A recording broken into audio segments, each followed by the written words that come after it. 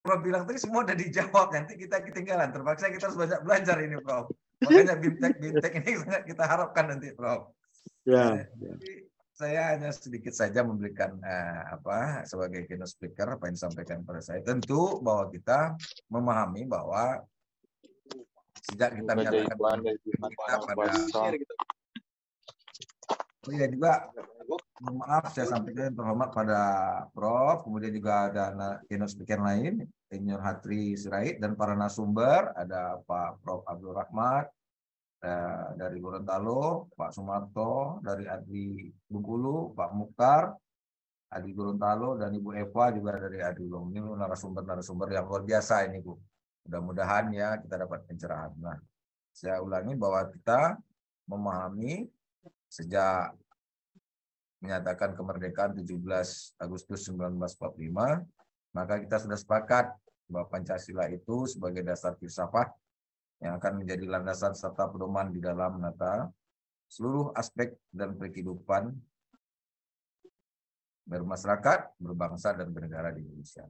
Sebagaimana yang tertuang di dalam pembukaan Undang-Undang Dasar 45 kita pada alinea keempat, ini tugas kita. Salah satu adalah ikut mencerdaskan anak bangsa. Nah, tadi sudah disampaikan oleh Prof. Presiden Andi, bahwa sekarang itu dengan adanya AI ini memang sudah sangat luar biasa. Jadi ibaratnya kalau dengan ada daerah era disrupsi ini ibaratnya banjir bandang, Prof. Jadi kalau banjir bandang dia tidak mengenal siapapun disikat, dia datang tiba-tiba semuanya disikat gitu. Nah, ini kita harus bersiap-siap menghadapi ini semua. Nah, oleh karena itu tentu karena kita sebagai tupoksi, kita sebagai tenaga pendidik dan diamanahkan oleh pembukaan Undang-Undang 45 kita alinea keempat, ada beberapa hal yang harus kita perhatikan dalam menghadapi apa yang disampaikan oleh Prof tadi.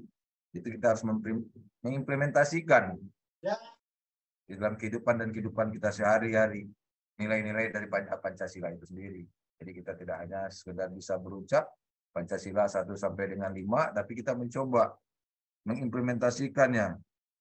Satu misalnya nilai-nilai religius, ya, kemudian nilai kekeluargaan, nilai keselarasan, nilai kerakyatan, dan nilai keadilan. Nah, sehingga ketika kita berbicara bahwa nilai-nilai religius, ini Mas Akeno berwawasan juridis Pancasila, kemampuan nilai-nilai religius membuat konsekuensi implementasi instrumen maupun praksis keyakinan religius akan makna ketuhanan dalam tatanan hubungan horizontal.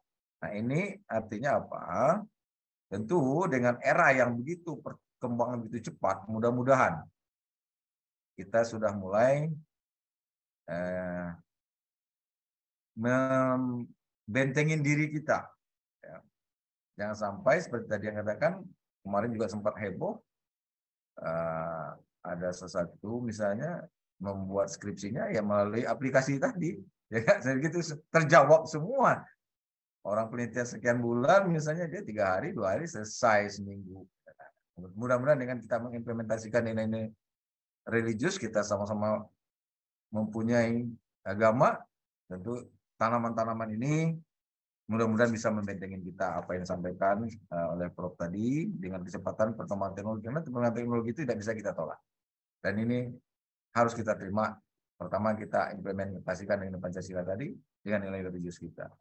Kemudian dengan nilai kekeluargaan, sehingga perilaku antar pribadi, sifat, dan kegiatan yang berhubungan dengan pribadi dalam posisi dan situasi tertentu. Nah, ini apalagi situasi-situasi saat ini.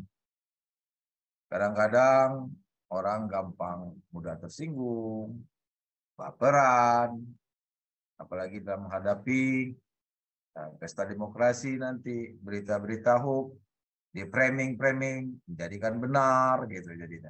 Kadang-kadang kita ini di era disrupsi ini pengadilan belum ketok palu tapi kita sudah dihukum dengan pemberitaan framing yang luar biasa. Kan kita sudah banyak kita lihat sekarang berapa banyaknya para pejabat kita, mohon maaf saya ketika di posting foto-foto istrinya, konsekuensinya suaminya dihilangkan dari jabatannya atau dimutasi. Padahal pengadilan belum memutuskan. Nah, ini sangat sangat luar biasa kalau begini. Nah, padahal kita sudah sama-sama menyadari bahwa negara kita adalah negara hukum.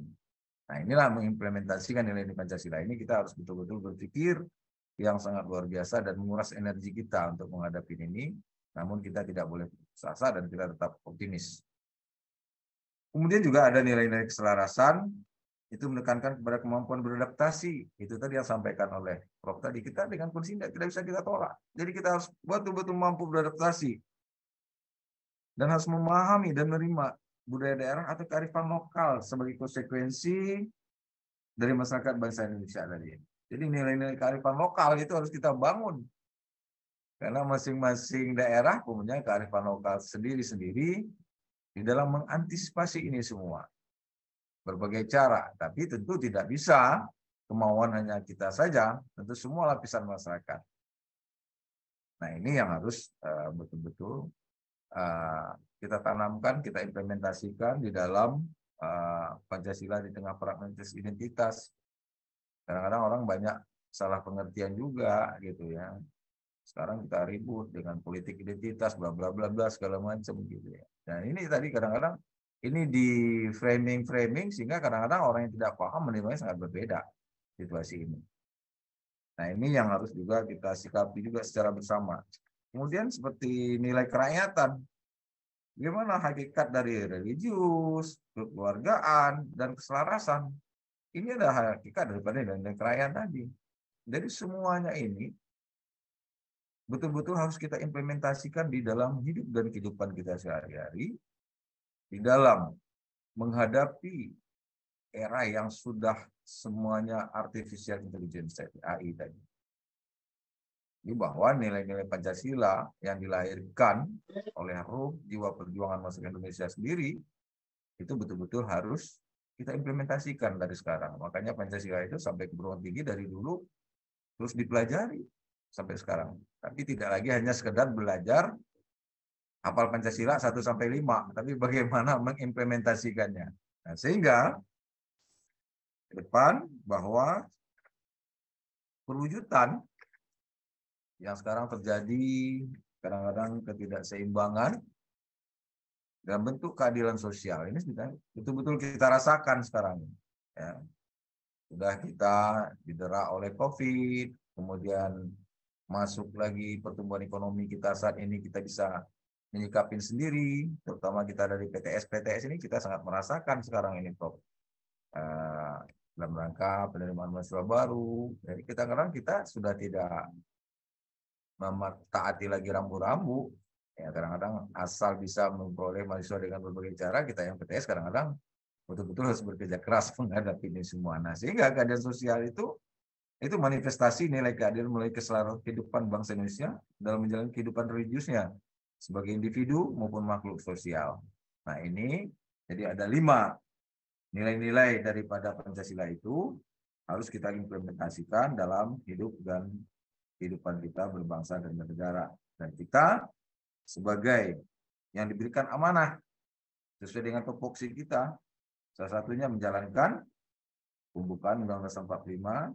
Hal ini keempat, kita harus betul-betul bagaimana mencerdaskan anak bangsa ini. Sehingga kita siap, apapun tentu bisa kita hadapi. Saya masih ingat, kita tidak jauh berbeda ketika Jepang, itu Nagasaki dan di Hiroshima dibom, dulu lantakkan.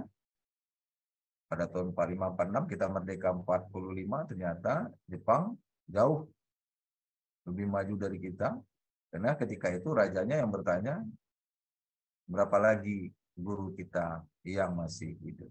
Jadi ini memang amanah yang dibebankan kepada kita ini, amanah yang luar biasa, yang betul-betul harus kita kerjakan dengan ikhlas. Sehingga SDM bangsa Indonesia betul-betul tumbuh dan berkembang, dan bisa menghadapi semua tantangan zaman yang terus berubah sesuai dengan perkembangan waktu. Saya rasa itu yang dapat saya sampaikan. Mohon maaf atas kekurangan. Assalamualaikum warahmatullahi wabarakatuh. Waalaikumsalam. Saya mungkin tidak bisa terus lama-lama Pak, karena saya masih ada kegiatan ditunda, makanya sedikit pakainya agak suruh formal sedikit. Pak Marto tahu sekali lagi saya ucapkan terima kasih pada Terima kasih Pak Rektor, terima kasih Pak Rektor. Ahmad. Kami Presiden Adinya harus datang ke Bengkulu nih Pak Sumarto. Gitu. Masya Allah, Insya Allah siap Pak Rektor. Diagendakan ini luar biasa Pak Presiden kita ini. Apalagi tadi betul seperti yang dihadapin oleh kita semua, Adi sudah menyiapkan sampai 26 jurnal. Nah ini kan sudah sangat luar biasa. Jadi apalagi yang harus dikerjakan. Tinggal kita mau apa tidak memanfaatkan. Nah, kita harus mendapat mungkin nanti bimbingan langsung nih dari Bapak Presiden Adi Indonesia kita. Terima kasih Pak Presiden Adri dan narasumber yang lainnya. Sekali lagi saya mohon pamit undur diri kalau seandainya saya tidak dapat mengikuti acara ini sampai berakhir. Assalamualaikum warahmatullahi wabarakatuh. Waalaikumsalam warahmatullahi wabarakatuh. Terima kasih Pak Dokter, Pak Rektor. Terima kasih. Atas materinya yang luar biasa. Ya Pak, terima kasih banyak Pak. Saya mohon pamit. Selanjutnya. Diri ya. Ya Pak. Ya, Pak. Terima kasih. Ya. Selalu sukses Pak. Amin. Ya, selanjutnya Bapak Ibu yang kami hormati, keynote speaker kita yang ketiga yaitu Bapak Insinyur Hatri Sirait, MTI, MPK, MSI. Karena beliau berhalangan hadir secara langsung, kami akan memutarkan video materi yang beliau kirimkan kepada kita semua. Beliau ini adalah Badan Pembina Ideologi Pancasila Republik Indonesia BPIP RI. Mati di kameraku tuh udah. Kepada operator silahkan untuk memutarkan videonya.